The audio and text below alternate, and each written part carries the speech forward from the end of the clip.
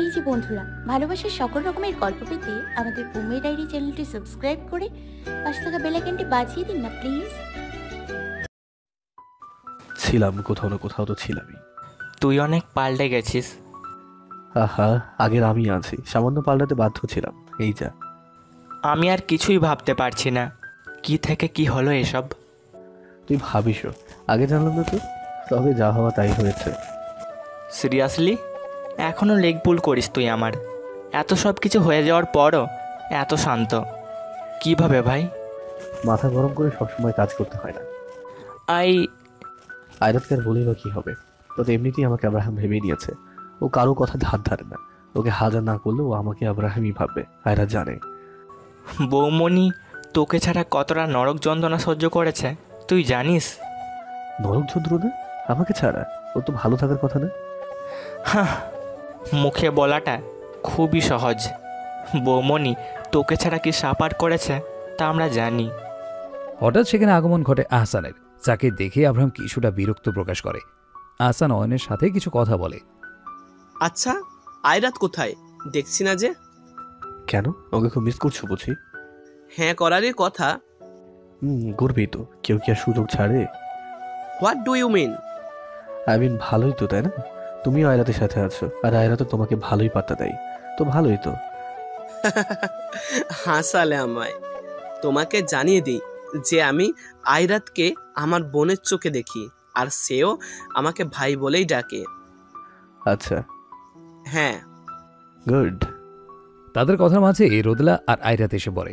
আয়রাত এসে দেখে আব্রাহাম, অয়ন, রাশেদ এরা তিনজন বেশ গম্ভীর মোডে বসে রয়েছে। আয়রাত এসে আব্রাহামের পাশেই বসে পড়ে। হে গাইস, কি হয়েছে? সবাই এমন সিরিয়াস মুডে কেন? না এমনি।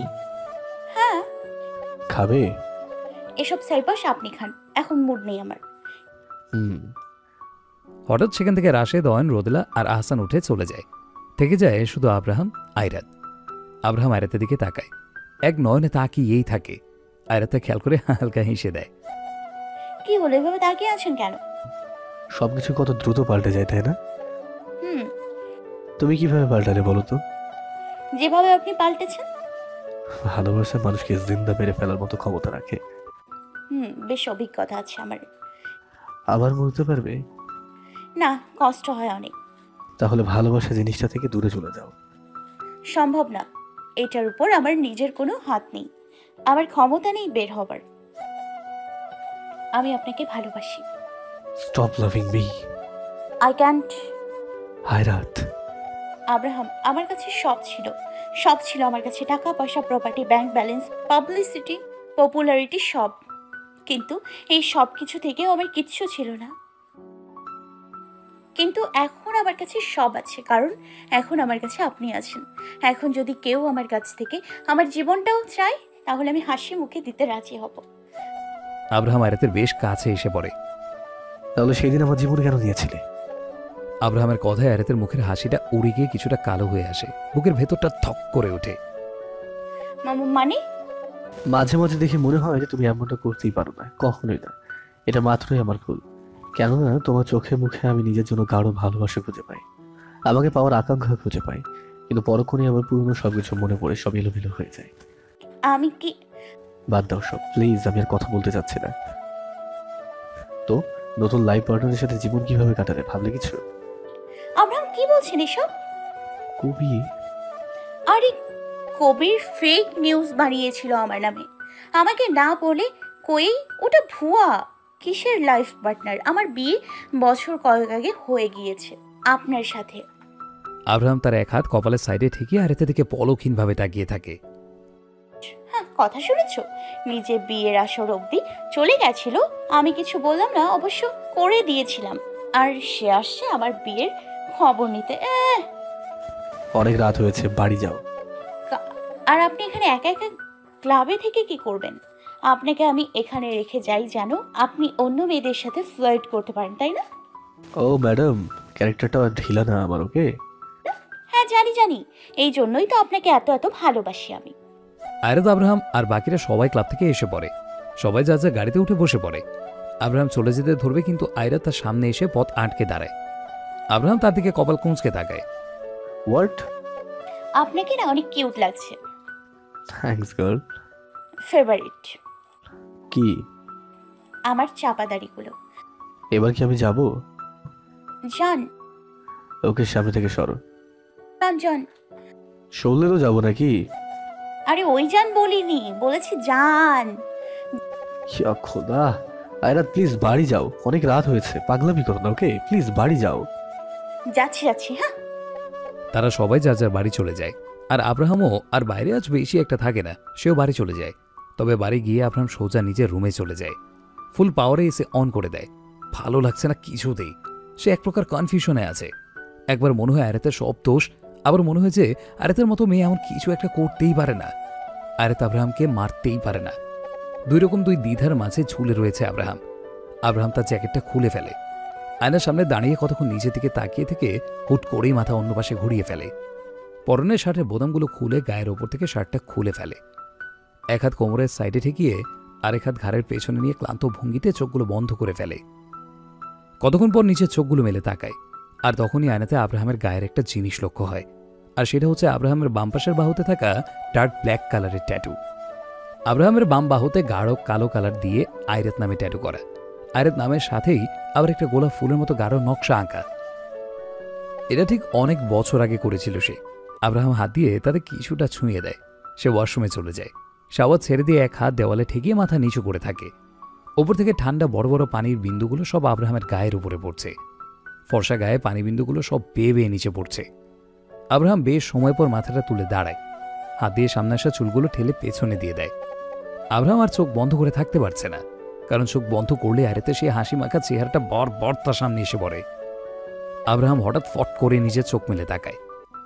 প্রায় বেশ এক লম্বা শাওয়ারের পর আব্রাহাম বের হয়ে আসে। সাদা টাওয়ালটা দিয়ে নিজের সামনে চুলগুলো মুছতে মুছতে বের হয়ে পড়ে। একটা অ্যাশ কালারের ট্রাউজার আর সাদা কালারের টি শার্ট পরে নেয়। টি শার্টটা যেন বডির সাথে একদম লেগে ধরেছে। একজন সার্ভেন্টকে দিয়ে গরম গরম এক কাপ কফি আনতে বলে। কয়েক মিনিট পরে এসেও যায়। আব্রাহামের রুমে ভালো লাগছে না দেখে সে করিডোরে চলে যায়। চাঁদের আবছা আলো করিডোরে সম্পূর্ণ অংশে পড়েছে। সেখানে দাঁড়িয়ে দাঁড়িয়ে রেলিংয়ের ওপরে হাত রেখে গরম ধোয়া ওঠা কফিতে চুমুক দিয়ে যাচ্ছে সে। কিছু সময় সেখানে কাটিয়ে আবার ফিরে আসে রুমে। বিছানার সাথে গা ঠেকিয়ে ফ্লোরে বসে পড়ে। ঘাটটা কিছুটা এলিয়ে দিয়ে ওপরের দিকে এক মনে তাকিয়ে থাকে। হঠাৎ চোখগুলো বন্ধ করে নেয়। আমি না আপনাকে অনেক ভালোবাসি, অনেকটাই বেশি। জামাই জান আমার। আব্রাহাম প্লিজ কোনো মেয়ের দিকে তাকাবেন না, আর আমি জানি আপনি তাকাবেনই না। আচ্ছা আব্রাহাম, আপনি আমাকে কতটুকু ভালোবাসেন শুনুন না আব্রাহাম, প্লিজ। আপনি আর কখনো আমাকে ছেড়ে যাবেন না, ওকে? প্রমিস করুন আব্রাহাম। আয়রাতের একটা ছোট্ট দুনিয়া হবে যেখানে শুধু ভালোবাসা থাকবে। একটা ছোট্ট বাড়ি, দুটো মানুষ আর অনেকগুলো ভালোবাসা। আব্রাহাম, আমি আপনাকে ভালোবাসি। আমি আল্লাহকে বলবো উনি যেন আমার হায়াত আপনাকে দিয়ে দেয়, তবু আপনি আমার কাছে থাকুন। ভালোবাসি তো। আব্রাহাম এক ঝাটকায় চোখের পাতাগুলো মেলে ফেলে। চোখের কার্নিশে পানিগুলো জমে উঠেছে আব্রাহামের। খুব বেশি খারাপ লাগছে তার। কেন এত খারাপ লাগছে আজ তা সে নিজেও জানে না। খুব কান্না করতে ইচ্ছে করছে, কিন্তু এই কান্না যেন আব্রাহামকে একদম মানায় না। কেউ এই মুহূর্তে কাছেও নেই যাকে কিছুক্ষণ শক্ত করে জড়িয়ে ধরে নিজের মনে শান্তি পাওয়া যায়। এখন যদি আয়রাত আব্রাহামের কাছে থাকতো তাহলে হয়তো আব্রাহাম সবকিছু ভুলে সবকিছু ছেড়ে ছুড়ে আয়রাতকে এক নিমিষেই নিজের করে নিত। আব্রাহামের চোখের কার্নিশ বেয়ে এক ফোঁটা পানি গড়িয়ে পড়ে। আব্রাহাম তার সাথে সাথেই মুছে ফেলে। দূরে ছিল কত বছর, আয়রাতের জীবন বেশ খারাপ গিয়েছে, কিন্তু তাতে যে আব্রাহাম ভালো থেকেছে তা কিন্তু একদমই নয়। আব্রাহামও কম কিছু সহ্য করেনি, কম কষ্ট আব্রাহামও পায়নি। কেননা আয়রাতে থেকে আব্রাহামও কিন্তু তাকে কম ভালোবাসে না। সে নিজের সাধ্যমতো সব করেছে, এমন কিছু নেই যে আব্রাহাম ট্রাই করেনি। কিন্তু হয়তো ভাগ্যে আব্রাহামের সাথে এত বছর আয়রাতে দূরে থাকাটাই লেখা ছিল। সিচুয়েশন সবকিছু আয়রাতের বিপক্ষে ছিল। দুটো মানুষ দুই প্রান্ত থেকে সমান কষ্টই পেয়েছে। তফাৎ শুধু এইটা যে আয়রাতেরটা প্রকাশ পেয়েছে আর আব্রাহামেরটা পায়নি। আব্রাহামের ব্যাপারেও সব জানতে পারবেন। আব্রাহাম আর থাকতে না পেরে তার পাশে থাকা গিটারটা হাতে তুলে নেয়। এটাই যেন আব্রাহামের বর্তমান সঙ্গী হয়ে গেছে। যাই হোক না কেন, যে কোনো কিছুই হোক না কেন, আব্রাহাম তখন এই গিটারটা হাতে নিয়ে মন খুলে গান গাওয়া শুরু করে দেয়। ব্যাস, মন মুহূর্তেই ভালো হয়ে যায়। অনেক সময় আমাদের মনের কথাগুলো আমাদের মুখে ব্যক্ত করতে না পারলে তা গানের কলিগুলোতে খুঁজে পাওয়া যায়। গানের লাইনগুলো অনেক সময় আমাদের মনের ভেতরের কথাগুলোকে খুব সুন্দরভাবে প্রকাশ করে দেয়। গানে বা তার কলিগুলোতে মানুষের মনের ভাব প্রকাশ করার মতো এক অদ্ভুত ক্ষমতা থাকে। ঘরের মাঝে আবছা আলো রয়েছে, এর মাঝেই বিনা বলেই হুড়মুড়িয়ে মুষলধারে বৃষ্টি নেমে পড়ে। বাড়ি থেকে শীতল বাতাস সব রুমের ভেতরে প্রবেশ করছে। আব্রাহাম গিটারটা হাতে নিয়ে তার চোখগুলোতে এক নেশা লাগানো ভাব এনে ছাড়া গলায় গান ধরে। চোখের জলে ভাসিয়ে দিলাম মনের ঠিকানা, খেয়ার স্রোতে চাইলে তুমি অন্য মোহনা, তবু তোমার সুখে ব্যথার জোয়ারে বুকে ডাকবো, শুধু তোমারই থাকবো, আমি তোমারই থাকবো, আমি তোমারই থাকবো, শুধু তোমারই থাকবো। মুহূর্তেই বাইরে একটা বিকট বজ্রপাতের শব্দ শোনা গেল। আব্রাহাম আস্তে করে গিটারটা নামিয়ে সাইডে রেখে দিল। তখনই দরজাতে কারো কড়া নাড়া শব্দ আসে।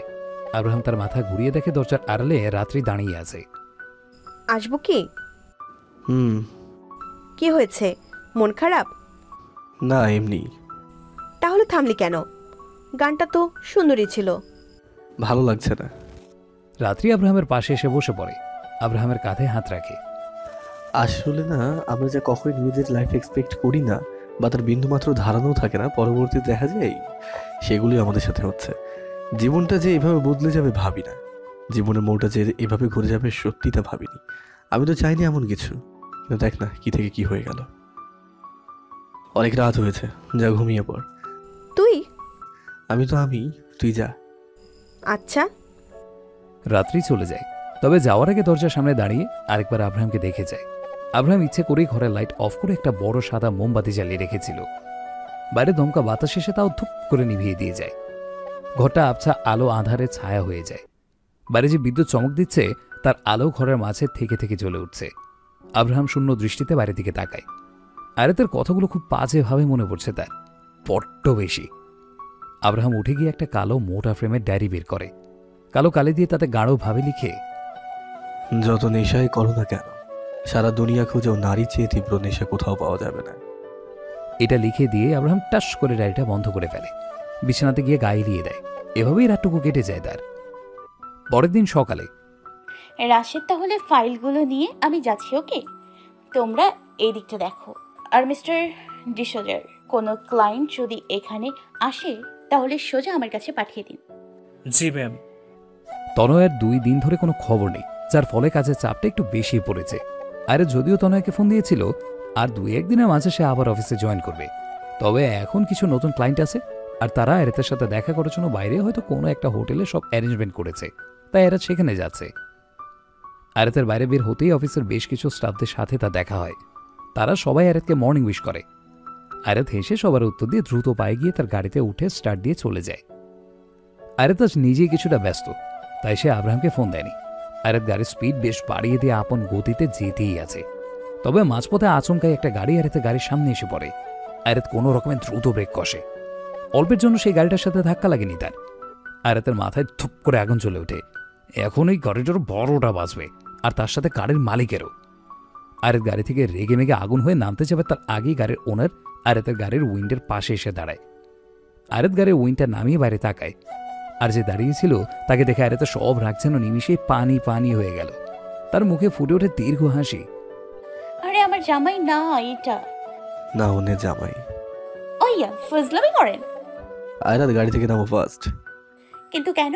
আর আজ দেখি আমার কথা আপনার আগেই মনে পড়েছে। থাকতে না পেরে একে একাই চলে এসেছেন আমার কাছে, তাই না? আয়রাত, বেশি কথা বলার সময় নেই এখন, প্লিজ জলদি গাড়ি থেকে নেমে পড়ো। কিন্তু আব্রাহাম, হয়েছেটা কি বলেন তো? আয়রাত, গাড়ি থেকে নামতে বলছি, সময় নেই হাতে, প্লিজ জলদি নামো। কিন্তু তেরি ফাজিল মেয়ে বেশি বকবক করে। ওই মিসেস বকবক। এই বলে আব্রাহাম আয়রাতের ডান বাহু ধরে দেয় এক হ্যাঁচকা টান, ফলে আয়রাত হুমড়ি খেয়ে গাড়ির বাইরে বের হয়ে পড়ে। আব্রাহাম আর কিছু না বলে আয়রাতের হাত ধরে দৌড় লাগায়। দুজনেই দৌড়িয়ে বেশ কিছু দূর এসে পড়ে। আয়রাত তো হিল পড়েছিল, যার ফলে একটু অসুবিধা হয়েছে দৌড়াতে, আর হাঁপিয়েও গেছে। আমি বুঝলাম না এভাবে টেনে বাইরে আনলেন কেন, আর আমরা দৌড়ালামই বা কেন? আব্রাহাম তার জ্যাকেটের হাতা গুটিয়ে নিয়ে আয়রাতের দিকে কপাল কোঁচকে তাকায়, আর তার সাথে সাথেই এক গগন ফাটানো আওয়াজ করে আয়রাতের গাড়িটা ব্লাস্ট হয়ে যায়, অর্থাৎ বিস্ফোরণ। আয়রাতের মুখ হা হয়ে গেছে। সে ফাটা চোখে তার গাড়ি থেকে তাকিয়ে আছে, আর আব্রাহাম আয়রাতের দিকে তাকিয়েই রয়েছে। এর জন্য টেনে এনেছি। এই বলে আব্রাহাম চলে আসে, আর আয়রাত অবাকের চরম পর্যায়ে এখন। মানে কি, তার গাড়িতে কি বোম টোম ফিট করা ছিল নাকি? আয়রাত এইসবের কিছু ভুল করেও জানত না। অল্পের জন্য আজ বেঁচে গেছে। ভাগ্যিস আব্রাহাম সময় মতো এসেছিল। তবে আব্রাহাম এটা জানলো কি করে? আয়াত তার পাশে তাকিয়ে দেখে আব্রাহাম নেই। আয়াত ঘুরে তাকায়, দেখে যে আব্রাহাম তার গাড়ির সাথে হেলান দিয়ে ফোন ঘাটছে। এগুলো কোন কথা? মাত্রই একটা এত বড় বিস্ফোরণ হয়ে গেল চোখের সামনে, আর আব্রাহাম এখন এমন একটা ভাব ধরছে যেন এখানে কিছুই হয়নি। এমনকি আব্রাহাম আয়রাতে থেকে কিছুটা দূরে আয়রাতের ওই গাড়িটায় আগুন লেগে জ্বলছে, চলে পুরো একদম ছাই হচ্ছে। আয়রাত দ্রুত বেগে আব্রাহামের কাছে চলে গেল, চিল্লিয়ে বলে ওঠে, কি হচ্ছে এগুলো? গাড়িতে বোম, এগুলো কোথা থেকে আর আপনিই বা জানলেন কিভাবে? আব্রাহাম, বেশ রাগ হচ্ছে এবার আমার। চলো, কোথায়? যেদিকে দু চোখ যায়। কি? আয়রাত আব্রাহামের কথাগুলো শুনে হাসবে না কাঁদবে বুঝতে পারছে না, তেরা যে তেরাই রয়ে গেল। আব্রাহাম আয়রাতকে তার গাড়িতে তুলে আয়রাতের যেই জায়গায় যাওয়ার কথা ছিল আব্রাহাম তাকে সেখানে পৌঁছে দিয়ে আসে। অবশেষে আয়রাত আব্রাহামের গাড়ি থেকে নেমে পড়ে। আয়রাত ভেতরে চলে যেতে ধরবে, কিন্তু কি যেন একটা মনে করে আবার ঘুরে আব্রাহামের কাছে আসে। বেশ ঝুঁকে আব্রাহামের গাড়ির উইন্ডে দুই হাতটা রেখে বলে ওঠে, আপনার টাইম আ গেয়া। এই বলে আয়রাত ভেতরে চলে যায়, আর আব্রাহাম একজনকে ফোন দেয়। হ্যালো, কিছু জানতে পারলে?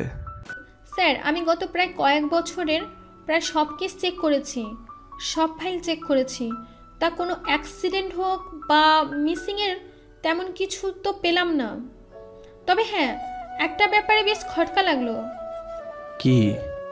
একটা মেয়ের মিসিং কেস এখানে ফাইল করা হয়েছিল প্রায় 1 বছর আর কয়েক মাস আগে, ধরতে গেলে 2 বছরই। আর আশ্চর্যের ব্যাপার হচ্ছে যে এটা মেয়েটাকে কেউ খুঁজতে আসেনি বা পরে এই মেয়ের বিষয়ে কোনো খবরাখবর রাখেনি। পরবর্তীতে আর না পেরে বাধ্য হয়ে এই কেসটাও ক্লোজ করে দেওয়া হয়েছে। মেয়ের নাম কি? নাম নাম ও হ্যাঁ, মেয়ের নাম প্রীতি। প্রীতি? জি স্যার, প্রীতি নাম ওর। ওকে। এই কথা বলেই আব্রাহাম ফোন কেটে দেয়। মাথায় হাজারো চিন্তা ভর করে বসেছে, হাজারো কথা মাথায় ঘুরপাক খাচ্ছে। আব্রাহাম তনয়াকে দিয়ে পুলিশ স্টেশনে সব অ্যাক্সিডেন্ট অ্যান্ড মিসিং কেসগুলো চেক করছিল। তনয়া যেন পুলিশ তার কাজে বাধা না দেয় তার জন্য তনয়ের কাছে পারমিশনটাও ছিল। আর চেক করানোর কারণ হচ্ছে যে আব্রাহামের যখন অ্যাক্সিডেন্ট হয়েছিল তখন কেস কতটুকু এগিয়েছিল বা কিভাবে ক্লোজ হয়েছে তা জানা। যেই কারণে এইসব করা তা তো জানা যায়নি। তবে হ্যাঁ, উল্টো আরেক প্রসঙ্গ উঠে এসেছে। এই প্রীতির কথা তো আব্রাহামের মাথা থেকে পুরোপুরি বেরিয়ে হয়ে গিয়েছিল। প্রীতি নামে যে কোনো মেয়ে আছে তাও প্রায় ভুলেই গিয়েছিল আব্রাহাম। সে ভাবতেও পারেনি যে এখানে প্রীতির এমন কোনো কেস তার কাছে পড়বে। আর মিসিং মানে প্রীতি মিসিং কিভাবে আর কবে হলো? আব্রাহাম এগুলো ভেবে ভেবেই গাড়ি ড্রাইভ করছে। এখন বেশ রাত হয়ে গেছে, তাই রাস্তাঘাটে মানুষজন কম। আব্রাহাম তার এক হাত মুখের কাছে রেখে আরেক হাত দিয়ে আস্তে আস্তে করে গাড়ি চালিয়ে যাচ্ছে। হঠাৎ এক ফাঁকা রাস্তা ক্রস করে যেতেই কিছু একটা বাধে আব্রাহামের চোখে। একজন লোক কালো চাদরের মতো কিছু একটা পরে মনে হলো দ্রুত আব্রাহামের গাড়ির সামনে দিয়ে চলে গেল। আব্রাহাম গাড়ির ব্রেক কষে কপাল কুঁচকে তাকায়। লোকটার অবয়ব দেখে আব্রাহামের তাকে বেশ চেনা জানা মনে হলো। আর লোকটাকে দেখে বোঝা যাচ্ছে যে সে খুব তাড়ায় আছে। আর মূল কথা হচ্ছে আব্রাহাম এখন আয়রাতের অফিসের নিচে দাঁড়িয়ে আছে, মানে সেই রাস্তা দিয়ে যাচ্ছিল আর কি। সেই চাদরে থাকা লোকটিও ঠিক চোরের মতো করে এখান দিয়ে চলে গেল। এমনি আয়রাতের উপর বিপদের সীমা নেই, তার উপর আবার এই অচেনা অচেনা লোকটা। আব্রাহামের বেশ সন্দেহ লাগলো। সে গাড়ি থেকে নেমে কি লোকটার পিছু নিল। লোকটা শুধু অলিতে গলিতে যাচ্ছে, আর রাস্তাগুলো বেশ অন্ধকার। একটা সময় হুট করেই কিছু একটার সাথে বেঁধে লোকটার ওপর থেকে কালো চাদরটা সরে যায়। সে তার পেছনে ঘুরে, আর আব্রাহাম সে লোকটার চেহারা থেকে বেশ অবাক হয়। লোকটার কেউ না, রায়হান নিজে। আব্রাহাম বহু বছর পর রায়হানকে দেখছে। এভাবে হুট করে এমন একটা জায়গায় সে রায়হানকে দেখবে তা আব্রাহাম ভাবেনি। তবে এবার রায়হান উল্টো ঘুরে দ্রুত চলে যায়। আব্রাহাম নিজেও দ্রুত পায়ে রায়হানের পিছু পিছু যায়। রায়হান সাথে আব্রাহামকে দেখতে না পারে আব্রাহামের সেই দিকেও খেয়াল রাখতে হচ্ছে। রায়হান যেতে যেতে একটা মোড় ঘুরে। তার কিছুক্ষণ পরে আব্রাহামও তার পিছু যায়, কিন্তু দুর্ভাগ্যবশত আব্রাহাম রায়হানকে হারিয়ে ফেলে। রায়হান হুট করেই গুম হয়ে যায়। আব্রাহাম তাকে সব দিকে খুঁজতে থাকে, আশেপাশে সব জায়গাতেই খুঁজে, কিন্তু রায়হান হঠাৎ করেই নাই হয়ে যায়। আব্রাহামের রগ উঠে গেল। একটুর জন্য সে রায়হানকে হারিয়ে ফেলল। আব্রাহাম আবার এসে নিজের গাড়িতে বসে পড়ে। রাত অনেক, তাই এখন তো অবশ্যই আয়রাতের অফিসে কারো থাকার কথা না। আব্রাহাম একবার অফিসের দিকে তাকিয়ে চলে যায়।